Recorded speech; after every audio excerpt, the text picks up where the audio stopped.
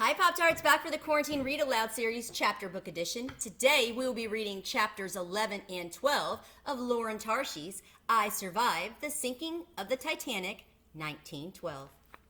Chapter 11, Unsinkable. Unsinkable. George whispered those words like a prayer over and over in his mind. He thought of Mr. Andrews, of how sure he was of this ship. But the longer he stared at that water, the foaming green water, rising higher every second, the more certain he became. The Titanic was in trouble. "We must go up," Marco said to Aunt Daisy. We find a way." But she shook her head, holding up Phoebe's bright blue coat and her life jacket. "My niece Phoebe," Aunt Daisy said. "She's down here." George could see she was fighting back tears. George had never seen her look so sad and helpless, not even when Uncle Cliff died. "She came down here looking for me," George said. "We can't find her." Marco's amber eyes became very intent. "An idea," he said. He knelt down and spoke to Enzo in Italian. The boy smiled and nodded. Then Marco hoisted the little boy up onto his shoulders. Enzo took a huge breath and screamed, "Phoebe! Phoebe!" People stopped talking and stared up at the boy with a foghorn voice. "Phoebe! Phoebe!" A hush fell over the crowd. George heard a faint voice. "I'm here! I'm here!" The crowd parted and Phoebe appeared, her spectacles crooked, her face pale. She staggered forward and threw her arms around George, burying her face in his chest. "I found you," she whispered. George didn't bother arguing over who did the finding, and anyway, his words were stuck in his throat, so he just held her tight. It took some time for Phoebe to calm down enough to tell her story, that yes, she had been looking for George and heading for the baggage hold, that she got caught in the crowd of people rushing toward the back of the ship. "It was like a stampede," she said. As Phoebe talked, Aunt Daisy helped her into her coat and life jacket. Enzo held Phoebe's hand like they were old friends, and the strange thing was that it felt that way, like they'd known Marco and Enzo forever. Maybe that's what happened when you got trapped in a flooding ship together. George started to feel calmer with Phoebe close to him. But then came a deep, booming sound, a kind of groaning that echoed up all around them. At first, George thought maybe the engines had started up again, but no. This wasn't the sound of the Titanic's mighty engines. The entire ship catapulted forward. People fell, toppling like dominoes. George was thrown into the wall. Screams and shouts echoed through the hallway. He managed to grab Enzo by the life jacket as he went sailing by him. Enzo just giggled as he fell into George's lap. To him, this was a fun game. George hoped he never figured out that it wasn't. "What was that?" Phoebe gasped, digging her fingers into George's arms. Nobody answered, but they all knew. The Titanic was sinking. "We will go up," Marco said. "How?" Aunt Daisy said. Phoebe grabbed George's hand. "You, Georgie," she said. "What?" George said. "Phoebe's right," Aunt Daisy said. "You know the ship better than anyone." She turned to Marco. He's explored every inch. She turned to Marco again.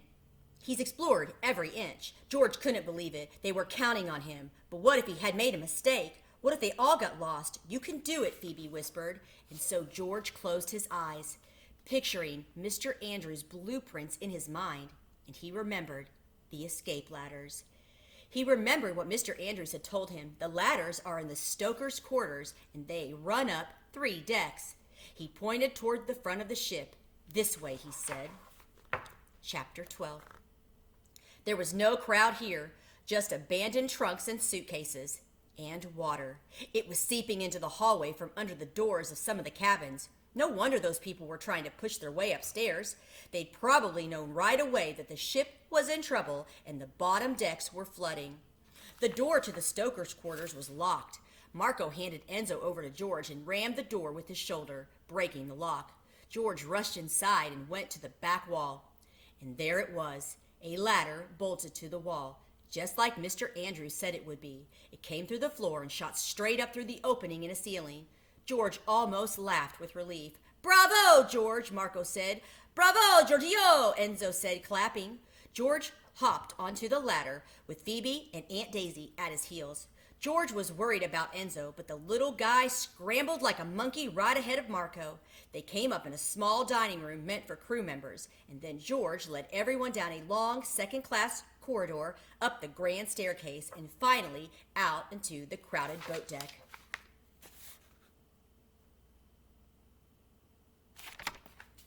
They'd made it. An officer came hurrying over to Aunt Daisy. "Madame, there is a lifeboat about to leave. You and the children must come at once." The man looked at Marco. "Women and children only, sir," he said somberly. "I'm afraid you will have to stay with the other gentleman." Marco nodded. "Yes," he said, "I know." Phoebe had been right. There weren't enough lifeboats. Not nearly enough. What would happen to all these men on deck? There were hundreds of them. And what about the crew? And those people down on G-deck? George's heart was pounding so hard he thought it would break through his chest. He felt dizzy and sick. Marco got down on his knees and spoke very quietly to Enzo. Enzo nodded. Marco kissed him on the forehead, and then Enzo ran over to Aunt Daisy. She picked him up. "I say he will go on a special boat ride," Marco said. "I say you will not leave him." Aunt Daisy nodded, her eyes welling with tears. "I promise you that." Marco and Aunt Daisy looked at each other. Neither of them said a word, but the whole conversation seemed to happen with their eyes. Phoebe was really crying now, looking away so Enzo wouldn't see. George felt like someone was choking him. "Come on now," the officer screamed. And so they left Marco, and when George turned around just a few seconds later, he was gone. The officer led them through a crowd of men to the side of the ship, where a lifeboat hung just over the side. It was packed with people, all women and children, except for 2 sailors who stood at either end. An officer helped Phoebe over the rail, and then one of the sailors reached over and pulled her into the boat. George helped Enzo, who tumbled in next to Phoebe. Aunt Daisy had a hard time climbing over in her skirts, but George held her hand, and she finally made it. Now it was George's turn. As he took a step over the railing, someone pulled him back roughly. "No more room," the officer said. "Women and children only. Lower away," he called. "No," called Aunt Daisy, standing up in the boat. "He's only 10 years old. Wait." The lifeboat rocked and almost tipped over. Lady shrieked. "You will drown us all," a woman shouted. "Sit down or I'll throw you over," the sailor said. And now Phoebe was screaming too. Enzo howled. George was too shocked to move. Phoebe leaped up and grabbed hold of one of the ropes. She was trying to climb out of the lifeboat back to George. He gasped as her hand slipped and she dangled over the sea. A sailor grabbed her arm around the waist and threw her into the boat. And then the boat slid down on its ropes and splashed into the water. Aunt Daisy and Phoebe were shouting up at him as the sailors rowed the boat away. George stood there at the railing, watching, his entire body shaking. He stood there for what felt like a long time after their boat disappeared into the darkness. He couldn't look down at the water, so he stared up at the sky, at all of those stars. He closed his eyes and told himself it was a nightmare. He was really asleep in his suite. Or no, he was home on the farm in his bed, with Phoebe sleeping across the room and Papa sitting by the fire downstairs. He closed his eyes tighter. He tried to block out the terrible noises around him. He felt himself tipping to the side, and he held tighter to the rail. And then he couldn't hold on any more. His hand slipped, and George fell, smashing his head on the deck. And then there was silence. And we'll see you back next time for Chapter 13. Have a great day.